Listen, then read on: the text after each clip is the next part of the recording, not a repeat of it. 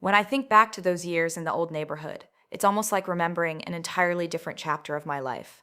One where the air felt heavier, the nights seemed darker, and the smallest things could linger in your head for days. It was more than a decade ago, but I can still picture the cracked sidewalks, the pale yellow street lamps that barely lit the road, and the faint hum of crickets in the summertime when the windows were open. It was the kind of neighborhood where you knew most of the people by name, or at least by the make of their car and the number of kids they had. We weren't rich, but we weren't scraping by either.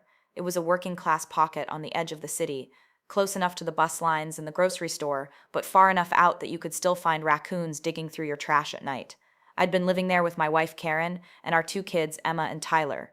Emma was 8 at the time, old enough to be curious about the world, but still young enough to run to us when she had a bad dream. Tyler was 5 and obsessed with anything that had wheels, from toy cars to the garbage truck that came rumbling by every Tuesday morning. The house itself was small but solid, built in the late 70s, with a sloped roof that made a constant ticking sound whenever it rained. I used to love that sound. It was like the house was talking to me in a language I didn't need to translate.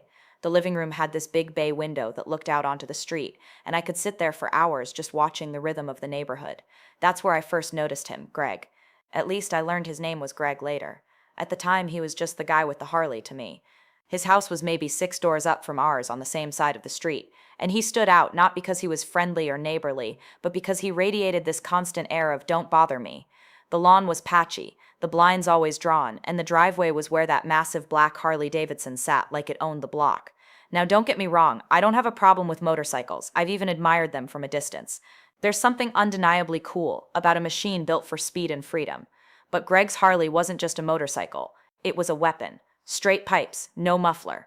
When that engine roared to life, it didn't just announce itself. It invaded your home, climbed into your bed, and shook you awake, whether you wanted it to or not. At first, it was just an occasional thing. I'd hear it in the daytime when I was working in the garage or mowing the lawn.